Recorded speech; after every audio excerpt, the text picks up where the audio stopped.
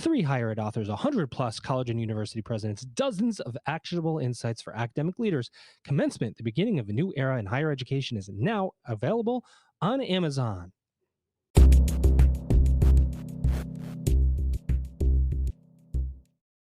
Welcome, everyone, to the EdUp Experience podcast. I am Dr. Michelle Cantu-Wilson, your host for the day.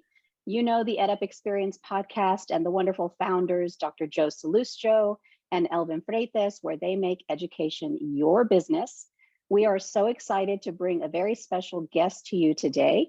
But before I do that, I want to make sure and introduce my guest co-host, a very good friend and a wonderful higher education leader, Dr. Mayra Olivares Urrueta. Would you like to introduce yourself, Mayra? Yes, hello. I'm excited to be here. Thank you. I'm Mayra Olivares Urrueta. I am executive in residence at the University of North Texas and director of the Bill J. Priest Center for Community College Education. And I've been in higher ed about 17 years now, and I love it. I'm excited to be here. Thank you. And we have a connection. Dr. Mayra and I do some consulting together. We're members of Bache together, which you've heard me talk about with Joe, and we do some other exciting work. And so we're definitely among friends here, and we're thrilled to delve into it's sort of a different space for us in education. We're going to be talking to one of the premier leaders of a new brand of products to me, maybe very old to others, but a new brand of education work to me, Brave Education Academy. Can you tell us about that? I'll introduce Luís Brito at Faro. Hello, Michelle. Hello, Dr. Myron. Thank you so much for having me. So my name is Luís. I'm the expansion director of BGA, or Brave Generation Academy, here in the US. And BGA is a self-directed school, or a school with a self-directed model that caters for students 6th grade and above. So what we want to do really is to personalize education. Every learner is different. There's a human being, a unique human being behind every student, and we need to cater for that. And then we want to get them closer to the real world. So to bridge the gap that exists between the classroom and the real life experiences that exist out there. So we give our learners internships, we give them job shadowing, volunteering, and so on, so that they can start really figuring out who they are, what are their passions, and how can they achieve them. Outstanding. And you said, did you mention that this is kind of a global experience? Can you tell us where the locations are? Give us an idea of how big BGA is. Absolutely. So we started out 2 years ago. And we initially started out in Portugal, where our founder is South African, but went on to move in Portugal a while back. And we started in Lisbon, in Cascais. We're basically a network of micro schools. For those who don't know what a micro school is, it's basically, when you have educators or teachers or someone in this realm that wants to do a project of their own, but obviously doesn't have, the resources to do a big school. But they want to do things their way and in a personalized fashion. They can start it out with a small group of 10 to 20, 30 learners and take it from there. That's very common here in the US, in Portugal, not so much. So we basically have a network of micro schools. We started out 2 years ago. We already have 60 hubs. We call them hubs across the world. So we're in Portugal, Spain, South Africa, Namibia, Mozambique, Kenya, and now here in the US. We are on our way to 1,000 students. So it has been a very, very, very fast growth. Each one of these hubs has 30 learners, maximum capacity, 2 learning coaches. So the learning coaches are the guides, the mentors. I avoid calling them life coaches because that, I think it's very much guru. Every day is a life coach nowadays, right? You go online, it's scary. So it's a life coach without the guru part. That is there to create a strong relationship with the learners and help them navigate through their decision-making in life, holistically speaking. We do the British international curriculum and the American curriculum so that they can get an high school diploma, college credits if they want to go to university. And all of these courses are asynchronous. So although we have the locations, they bring their laptop, they come to the hub, they sit down with the learning coach, they make the plan for the week, and they study digitally. So there's, a 20-minute video, an assignment, a quiz, And then there's subject matter experts that we call the course managers behind the platform, giving them feedback, answering their questions, doing tutorials if they need. And what this flexibility creates is the opportunity for them then to follow their passions, you know. So if someone wants to be an athlete, all of a sudden they can do their own practices as they wish, whenever they want, wherever they want. If someone wants to be an artist, they can start going to a museum. We can bring in artists to the hub to do workshops. If someone wants to be a vet, we'll find a local clinic for them to start working there. And it will always be a learning experience. It can be a positive one in the sense of, this is really what I want and I'm going to go forward with it. Or also, I think a positive one in the sense of, okay, this is not for me. I've tried it out. I realize how it is. And now I'm going to focus on other things. Because nowadays teenagers, you know, they are overwhelmed by the amount of information that they face.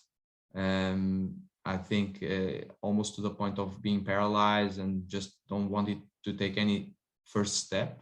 And what this allows them to do is to first realize that they'll never have everything figured out. No one does. And they just have to, you know, start walking. And the second one is to start closing doors. You know, I think back in the past, it was a matter of keeping doors open.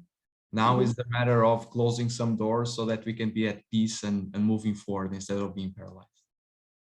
Wow, you have given such a very colorful and interesting and in-depth picture of what BGA is. I have a million questions, but I'm going to let Maida take over for a little bit. What are you thinking, Maida? It's a lot. This is amazing work. Yes.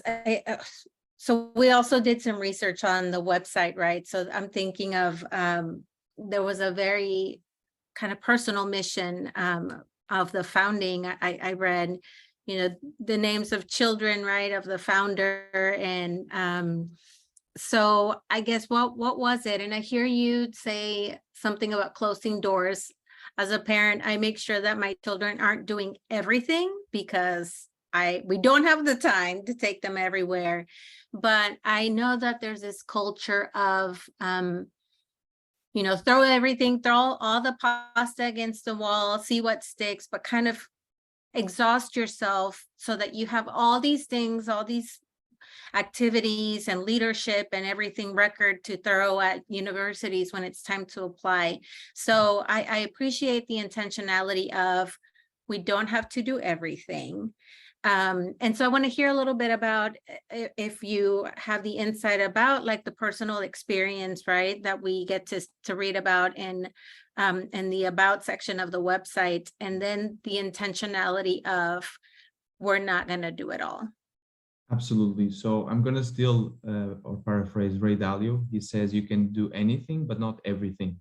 And we really believe in that. So you can do anything you set your mind to, but you cannot do everything. And you must start trying out, you know, certain things to really figure out, as I was saying, if that's for you or not. From the personal side, I used to be the head of the learning coaches. So for the past year, I was responsible for the learning coaches, for managing all of them. Pretty much all of my week was focused on going from hub to hub, talking to them, talking to the learners, figuring out their experiences and how to improve it. And with regards to this specialization, I think we can start out with the founding students. So the three kids of Tim, the founder, Tim Vieira. Tim has no background in education. He is a serial entrepreneur, started his business at 12 years old, selling vegetables in the streets of Johannesburg. And it never stopped from there. And eventually, you know, his parents are Portuguese. They emigrated from Mozambique to South Africa. And then so he went back to Portugal. And he had these kids in a really good private international school. But all of his three kids are really, really different. You know, so the eldest one, Alex, is like the classic, you know, rugby captain, plays music, you know, head of boys' school and all of that. Then you have Titus, crazy rocket scientist, you know, did 3 years worth of physics in one. He's blowing up stuff in the garage, literally, quite literally. I've witnessed it myself. And then you have Elena, the youngest one, who's not academic, but she's wonderful with, she's a classic leader. She's everybody follows her. She's tons of empathy, charismatic, comfortable with talking with everybody, really good with horse riding. So when it comes like to this entrepreneurial of like taking care of the stables, cleaning the horses, she's able to do all of that.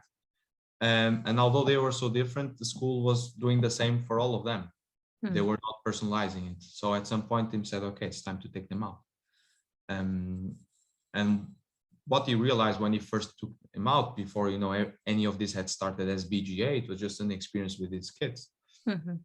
He figured out, oh, all of a sudden they do have time to do their passions. They do have time to do music and go for jogs and do sports and do all of this that they didn't have when they were in school, because it was a 9 to 5 and then homework. It was a full-time job.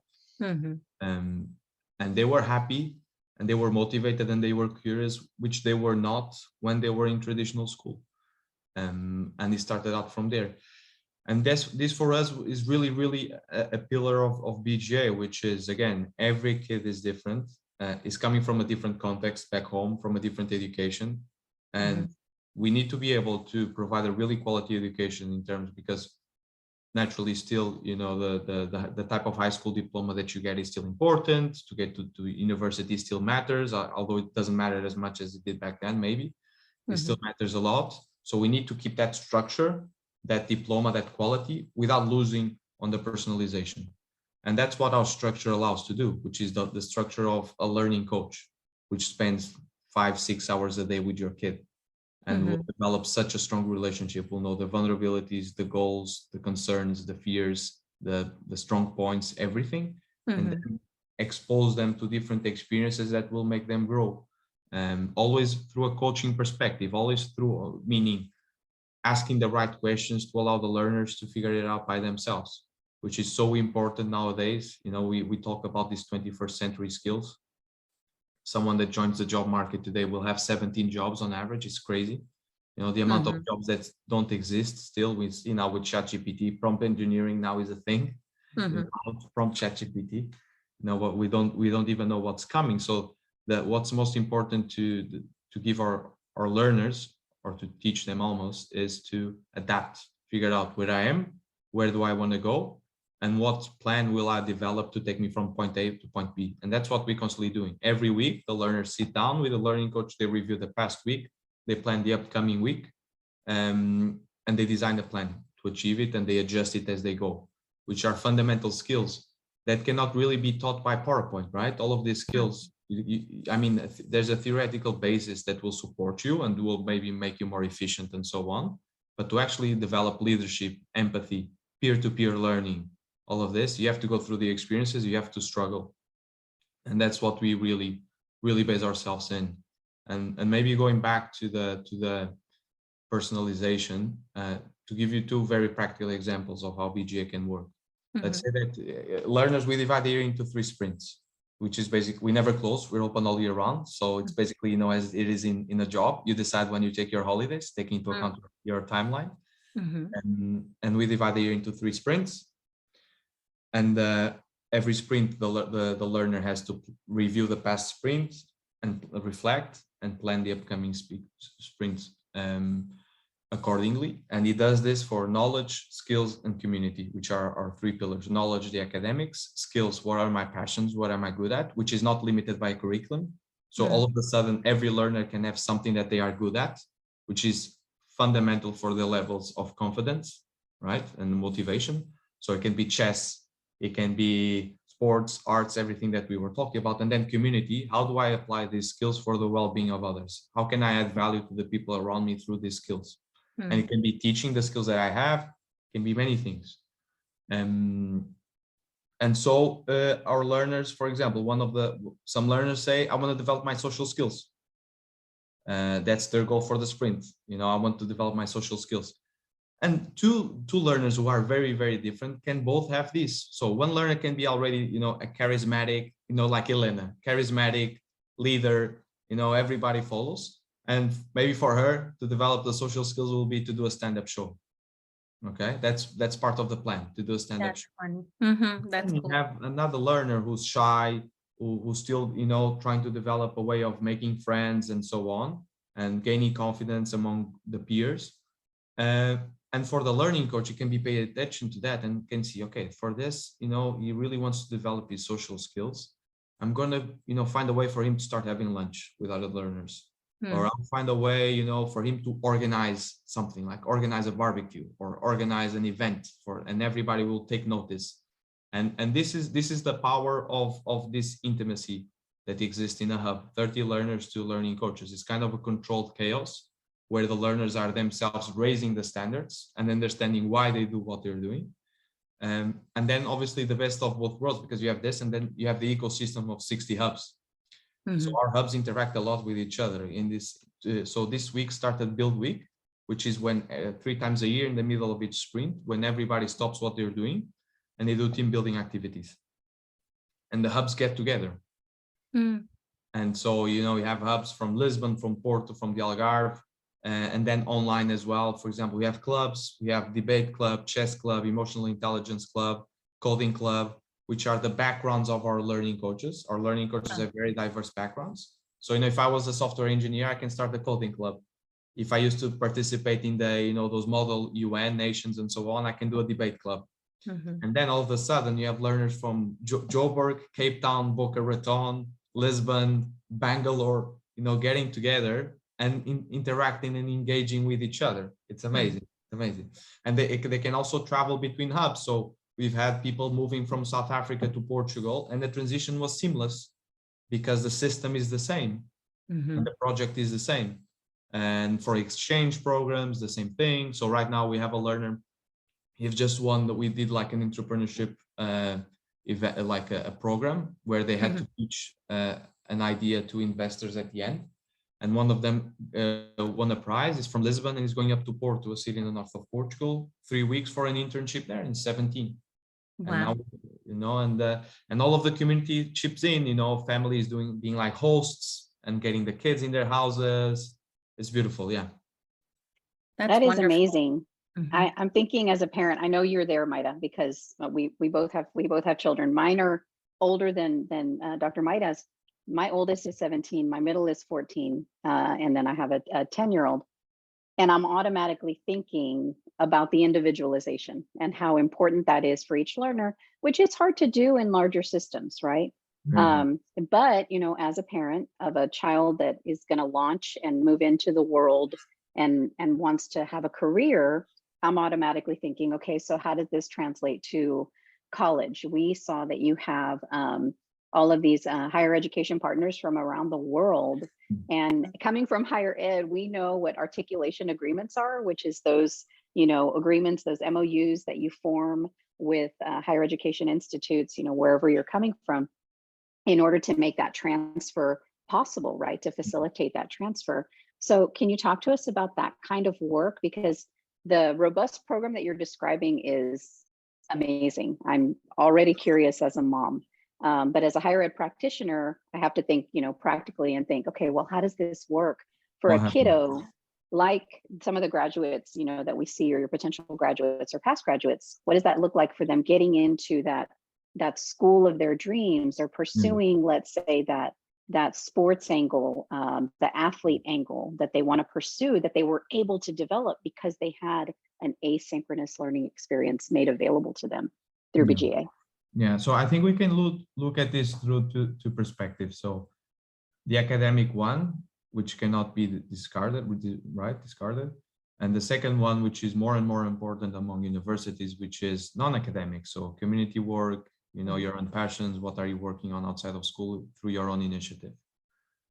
This second part, we have kind of an unfair advantage over every other school, because it's like half of the time our learners are actually engaging in this type of activities, which they are passionate about. So they'll be really, really strong in that. With regards to good point. So to give you a practical example on that, we had a learner, and I'll give you two. We had a learner that wanted to be a vet. So we found a local clinic. He did a 2-week internship in the vet, started out scrubbing tables, finished out helping in the surgery. The clinic called us back saying, I want him to stay for an extra 3 months.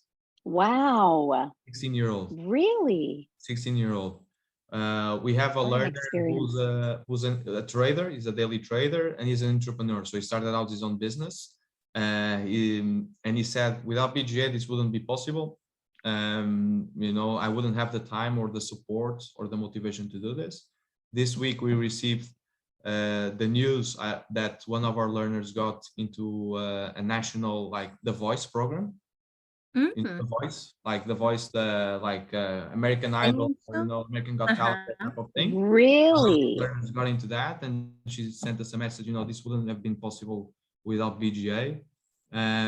So, because again, it's a matter of being there to support them, help them figure it out, and then just get out of their way.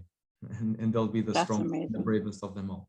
When it comes to academics, so the part that is more objective and with rules and so on. So British International Curriculum, IGCSEs and A-levels here in the US, the ACE diploma is the one that is most well known, gives college credits already, such as the AP, for example, right?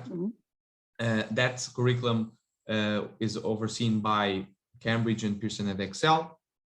We are a recognized online school by Cambridge, and have recognized exam centers by Pearson EdXL as well, which allows learners to do their subjects and enter into universities.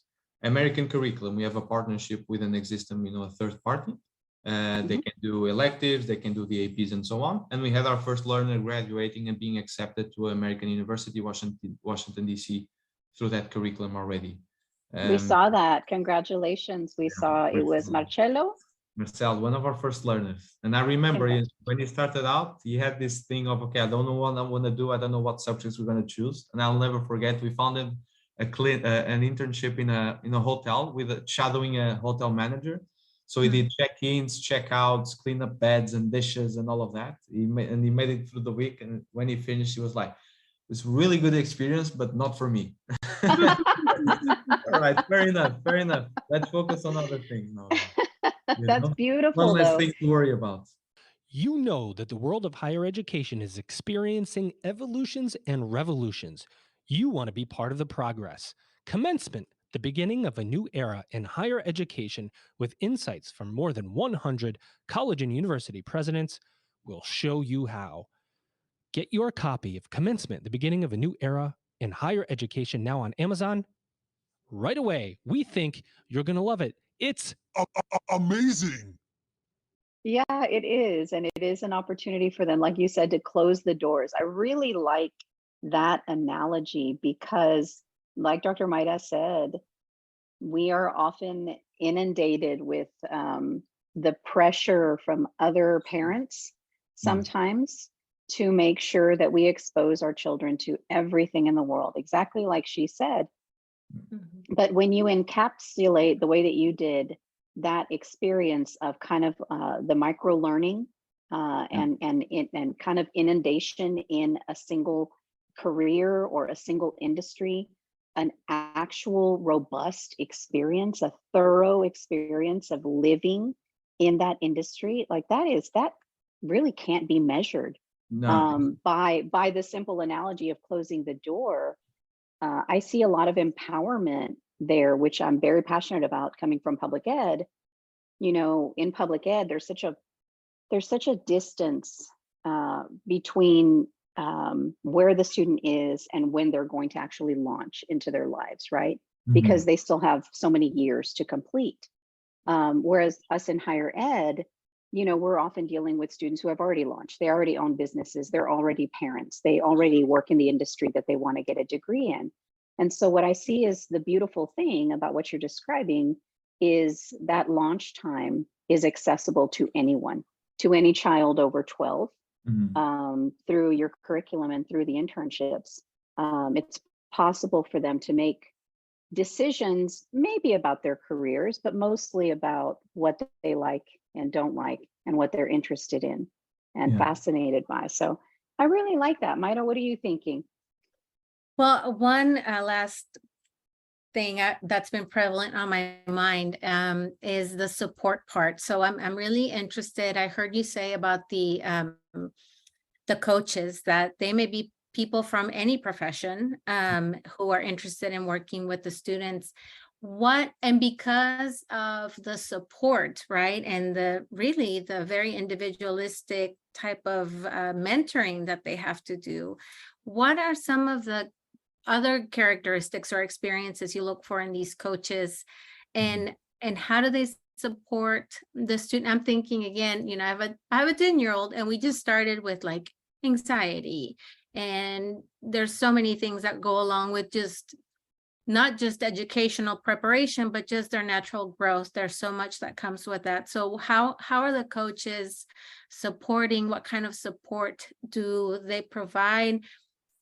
And is there maybe even like some familial engagement that happens so that together they can be working, with the student's family? I'm a student affairs professional, so I'm always thinking about what are the support services that come with something as amazing an experience, right? You're making me think about my study abroad experience in college, but for a child, it might be, the freedom may be a lot. So how is that handled? Yeah, absolutely. So some questions there. First, maybe regards to how do we pick the learning coaches and how do we help them and give and train them and so on.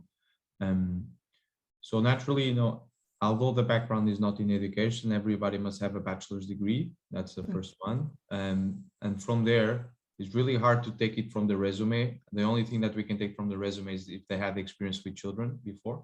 But from there, it's all about, is this person someone that likes to serve others? And this is something that you can only really understand in an interview, and if you can click in the interview or not. In an interview, you can clearly see if it is about me, I, or others. And that has been more and more clear as we hire people. And from there, in empathy, someone extrovert that can get other people comfortable, that can get a room energized and motivated, and so on. With regards to training, we give learning coaches 5 weeks of training on the job. So that's on the model, on the BGA model, so very objective. So we have an online course for them to do. We have a platform for them to study from. And then we have the development coaches, which are basically the managers. We call them development coaches because the same way as a learning coach coaches a learner, development coach coaches a learning coach. We don't want them to be top down. We want to be bottom up. And trains them on everything from the weekly meetings, setting goals, designing work plans, everything very BGA related, very specific. And then we go to the skills. And this is where we bring experts that can be either in-house or a third party. So with creating positive hubs, resolving conflict, positive education is a separate positive education one, only a full day, coaching skills. So active listening, non-judgmental, etc. And first aid training. Okay, so every learning coach receives training on this. From there on, this ecosystem of hubs has been something fundamental in terms of our growth, not only in numbers, but development of the program itself. Because at the end of the day, every hub is kind of a lab of experiences, because we empower the learning coaches so much, right? I don't know if you've ever read Team of Teams by General McChrystal. It's an amazing book on how to on leadership and how to go from full top down to bottom up, in terms of how to leverage the resources and talent of your team to add value to, and for everybody to be on the same page. And that's what we pretty much did. So, and that's why we looked for people that wanted to serve, wanted to be proactive and add value instead of waiting for someone to tell them what to do, because this is also what we want learners to do. And what ended up happening was that every learning coach was, underneath a common vision, doing their own thing in the hub. And what we saw is, okay, what's working and what's working in this hub, we're going to spread it across every hub. What's not working, we're going to make sure that it doesn't happen in the other hubs. For the first year, it was full on sharing experience on a weekly basis, sharing experiences. What's working, what's not working. That the learning coaches have a great sense of empowerment and decision making, because they're the ones who know the learners the best. So it doesn't make any sense for me as, even as a head of the learning coaches, to tell the learning coaches what to do in each situation. What I can give them is the facts. What I can give them are, look, this is what's happening in this case, this is what's happening in that case, this is the overview. Tell me how you take this into your decision making, and we'll come to an agreement together.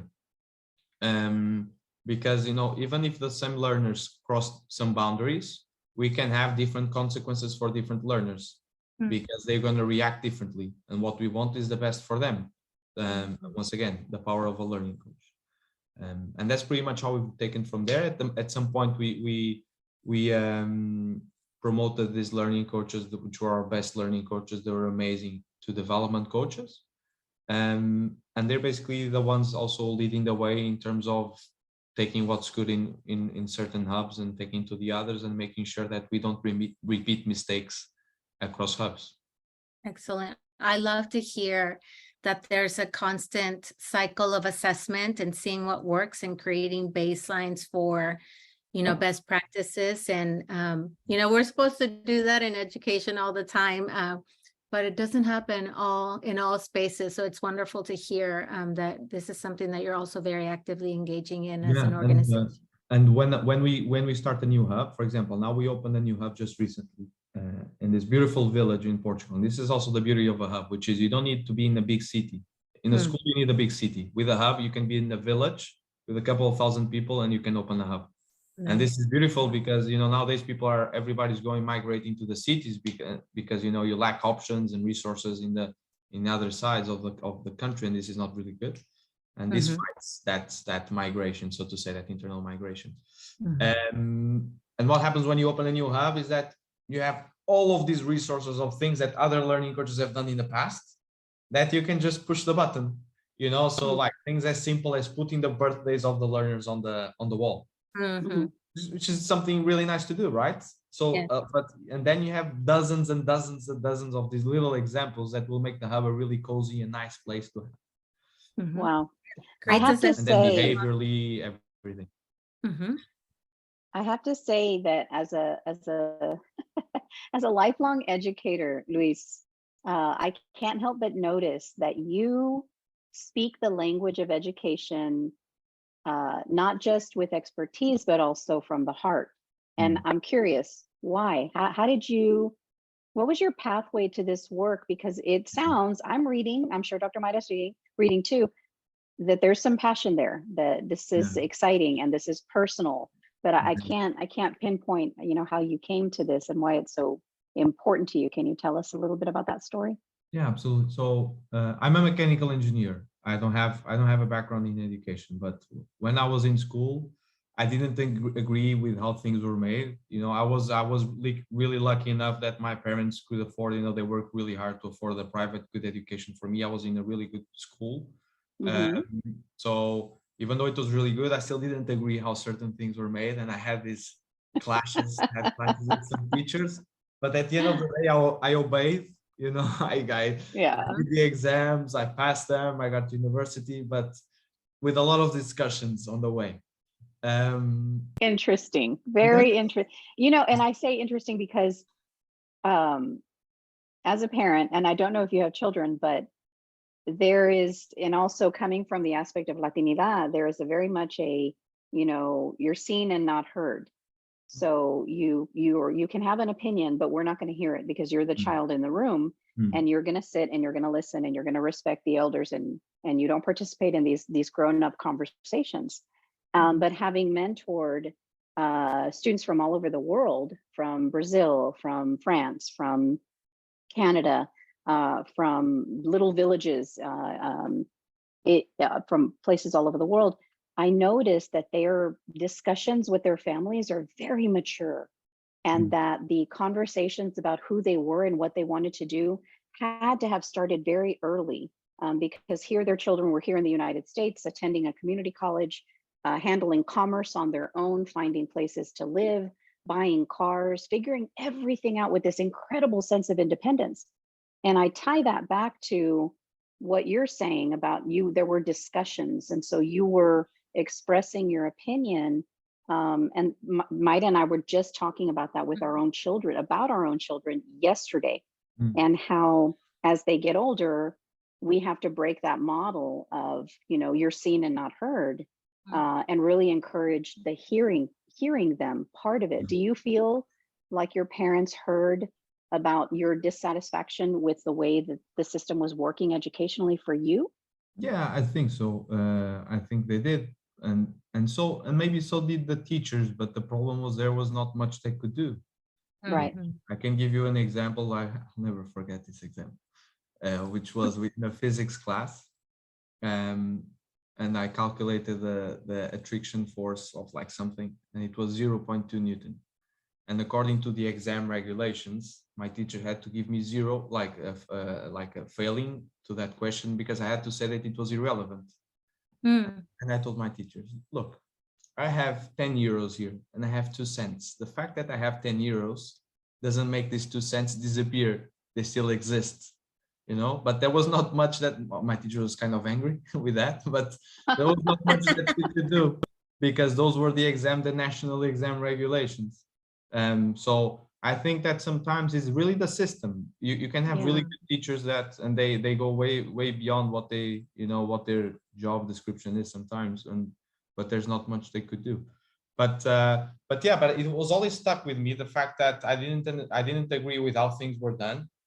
I still obeyed. I went to mechanical engineer because mostly because of the skills that you would give me. I never wanted to be an engineer, but it would give me critical thinking, problem solving, all of that. And at some point, I played rugby all my life. That was also a big influence in my life. And at some point, I became a rugby coach. I stopped playing and I started coaching. And that's when I fell in love with education. I was already very much into self-development and so on by then. But that's when I saw the impact that's a mentor someone can have on kids, on teenagers. Absolutely. And I started living through the eyes of the people that mentored me, because I was also really lucky to have amazing rugby coaches and mentors in my life growing up. And I could now be on the other side of the field.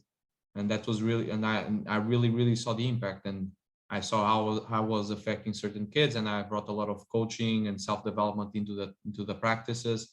And I really used rugby as a tool to try to develop these teenagers and to try to, you know, make them grow as we are doing now with BGA, but through rugby. And Tim, our founder, is a huge fan of rugby as well. He's South African. His kids were playing for St. Julian's under 16, and I was coaching the under 16 of my club too. And we went to practice each other, and it was a very tough loss for me. And also, I still have that in my mind. But by the end, we always shake hands. You know, in rugby, I love that. You know, it's a very honorable sport. We always shake hands and so on. So I know I met Tim at the time, and a couple of months later, I saw him posting on LinkedIn. I was working a corporate job by then. And now I saw him posting on LinkedIn about BGA. It was only, you know, his kids at the time starting out. And I said, I know I want to be part of this. I want to open the first hubs here in Porto in the north. And within 4 weeks, I was quitting my job and opening the first few hubs. And the rest is history, you know. And then it was like 5 learners, and now we're almost on our way to 1,000 2 years later. There's been a beautiful journey, a crazy one. I think it won't calm down so soon, but that's also exciting. It is. And we know we're on the right track. All it takes is to go to a hub and talk to a few learners, and you'll feel it. That's excellent. That's exciting. Congratulations on this success. It's a whole new world. And when I said earlier that this was a new space, I meant it as an educator. I meant it as a parent. I meant it as a mentor for international students who are always looking for a home wherever they went. It sounds like you're on the cusp of something very unique in education and very personal. That would be a great opportunity for so many. Maida, we're going to move into the next 2 questions. The final 2 questions. Do you have anything else that's on your mind that you want to ask Luís before we move on to the last 2 questions?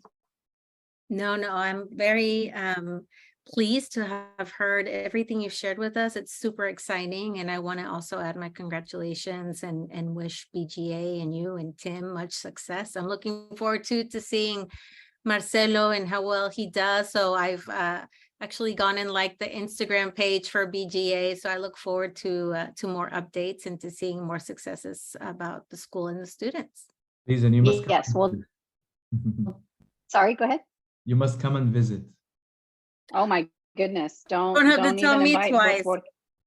We'll be on our way. And I love, but, you know, I before love we move, pork too, so. that's convenient, Maida. Before we move to the last two questions, tell us how to find you. Tell us where you want people to look for BGA. Okay, so if you come to our website, bravegenerationacademy.com, you can know all about us and you can register for a webinar. So in the webinar, you'll be in touch with our pedagogical coordinator, you know, you'll get in the system, admissions, and so on. That's if you want to get into the process. If not, in our YouTube channel, Brave Generation Academy as well. You can go through our website to our YouTube channel as well. We have a documentary series, you know, the second season has just come out. We have testimonials from parents, we have testimonials from learners, and you have a lot of content to figure out what is a hub, you know, how does it look like, what's the day-to-day of a learner. So we have a bunch of content for you to really dive in. And then our Instagram, we're always posting stuff. So if you go to our Instagram, you'll see, you know, stories every day from learners, from everything, what's happening at the moment. Awesome. Thank you for that information. I will definitely be following because I want to see this, the success stories happen in real time. And I encourage anyone who's interested in this type of educational experience or curious about it for their children to definitely look it up. Now, from the perspective of the higher ed platform that we find ourselves through this podcast, with your vision and your experience, both as a graduate of university, right, as someone who was employed in corporate, and now someone who's pursuing a dream in an alternate world of education that's very new and exciting, what do you think the future of higher education is? And then the question after that you can go right into if you choose is there anything that we left out that you want to make sure to share with our audience that is actually global now? Yeah, so with regards to higher education, I think it has to be based on experiences and complemented by knowledge and not the other way around. So now, you know. So wait, say that again, because people are going to write that down. Based on experiences and complemented by knowledge. So what you see a lot nowadays is, okay, you have your 3 semesters or your whatever number of semesters you have, and then you have an internship at the end. I think it should be the other way around. So it should mostly be experience-based and taking into account what the experience needs. You do courses on it. So you'll do a course on cloud, you do a course on software engineering, you do a course on project management, financial management, whatever it is that you have to do.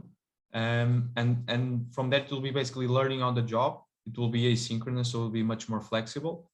You'll have practical ways of applying your knowledge so that you don't forget, you know, about, you know, in a lecture, you after, I think it's a week or something, you have about 5% of the knowledge. You know, everybody, once you sit your exam, you kind of forget everything that you studied for. So that's a really big waste of time. So we need to figure out relevant experiences that will give us not only the technical knowledge, but the social skills. So that thing that we were talking about, you know, that learner that went to the vet, he didn't only learn about animals, he learned about how to walk into a clinic, go to the reception, introduce himself, saying what he's there for, ask questions, relevant questions that help him get where he is, where he wants to go, you know, having to handle stress situations of animals in pain, the clients themselves that will be, you know, putting down animals and all of that. So all of these underlying things that are not really categorized are really, really important. And I think we lack them now more than ever. Because we really lack these interactions between people, especially growing up. So that's how I see it. That's how I see it. Outstanding. Thank you so much. I can't say enough about what you said, just having been in an education world my entire life. The practicality and the excitement of a child going into their adulthood with a sense of knowledge and empowerment with specific skills already under their tool belt and not waiting until graduation to get those, right? Yeah. And just touching on one point I like to mention. I don't know if probably in the US, you know, soccer is not that big, but there's we know about it. We're working on it. We just got Messi in Miami, right? So, you know, exactly. That's a big one. That's a big one. So Ajax is this Dutch club, and they have one of the best like youth training youth academies in the world, Ajax. Hmm. And at some point, what they did, you know what they reintroduced, had to introduce? Street soccer.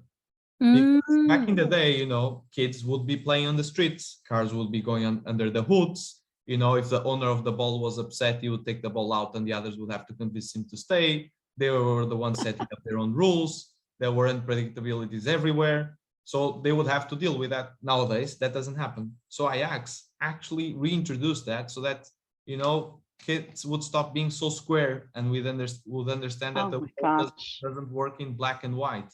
And I think that's something to take into consideration in education. I'm a little overwhelmed by that idea. As someone who grew up playing outside and never being inside because I'm Gen X, we weren't allowed to be inside.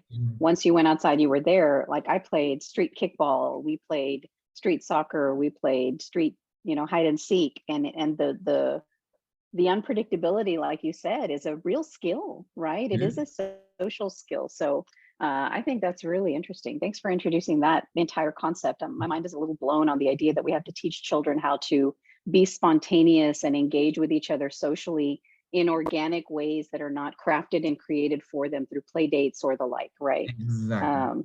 Wow. Would love to hear more. So is there anything that we've left out that we haven't touched on that you want to share before we conclude? Yeah. So last week we launched our own university. We launched what we call BGA for Adults. So we have a partnership with over 140 universities, and our learners will be able to get a bachelor's in either computer science, business management, sports management, or education. Wow. Through these programs, through exactly the same model, so self-directed with the support of coaches. And going from hub to hub, you know, they can study in whatever hub they want for a fraction of the cost that higher education costs nowadays, right? And for example, whilst here in the US, you know, the debt is a big thing. In Europe, for example, housing is a big thing. So I've known of cases of kids wanting to go to study in the Netherlands. They get into the university and then they cannot find housing, for example. So yeah, so with this, you know, they can be 1 month they're in Florida, the next month they're in Cape Town, the next month they're in Lisbon. They can study from wherever they want. So exciting. And also for upskilling and reskilling of adults. If someone is in the job and wants to change, we'll help them in that effort. Wow. A whole other podcast, isn't it? Jeez. Yeah, it might be. Let's schedule one. We can do that. We'll definitely do that. And we can be your hosts again. Luís, it's been such a pleasure. Thank you for sharing this world with us. It's very exciting work. We wish you the best. And to our listeners, make sure that you reach out and connect with BGA, Brave Generation Academy. It is a global experience. And so we've enjoyed getting to hear about it and hope to hear more. We're about to close out our session, and I have to do it the way that Joe Solucio does it all the time. You've just EdUp. It's time to level up. The beginning of a new era in higher education begins with you. Order your copy of Commencement, The Beginning of a New Era in Higher Education by Kate Colbert, Dr. Joe Solucio, with contributions by Elvin Freitas. It's higher education's must-read book of 2022. Discover how you can seize the moment to change higher education forever. Commencement, The Beginning of a New Era in Higher Education, now available on Amazon. For bulk orders, contact Kate, Joe, or Elvin.